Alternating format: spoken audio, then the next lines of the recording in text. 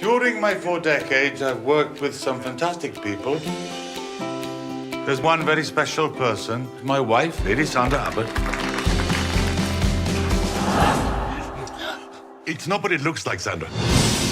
Sandra, what are you doing here? Mike's been having an affair, so I've left him. This could be the best thing that ever happened to you. I knew it was a mistake coming here. You've never stuck at a relationship in your life because it takes you away from your latest crackpot cause. There's nothing crackpot about trying to safeguard the planet. Ladies, could you please quieten down? I beg you. Get your hands off Her me. husband's been cheating on her. I'm not surprised. How you and Her Majesty are sisters, I never know. She used to be fun. I look so happy. Why don't you come down with me to my dance class? It might cheer you up. I do not want to embarrass myself in public. Surely one of the perks of being old is it doesn't matter anymore. Sandra's marriage had just collapsed. We married 5 times. Last one broke down for religious reasons. He thought he was God.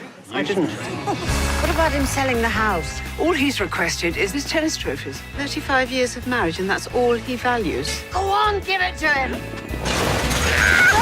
How did that make you feel? I was going to say better than sex, but it's been so long I've forgotten what it's like. I know how disorientating it can be when you find yourself on your own. Is it getting easier? I hope so. Tell me you at least had fun. Yes, I did. Aren't you scared of dying? It's one thing being scared of dying. It's a whole different matter being scared of living.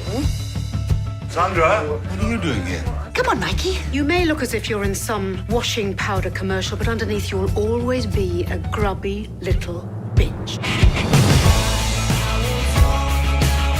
Last one ends a sissy. You come in! Grandma's gone viral. We're going to Rome, city of lovers. I've got my sister back. Stunning.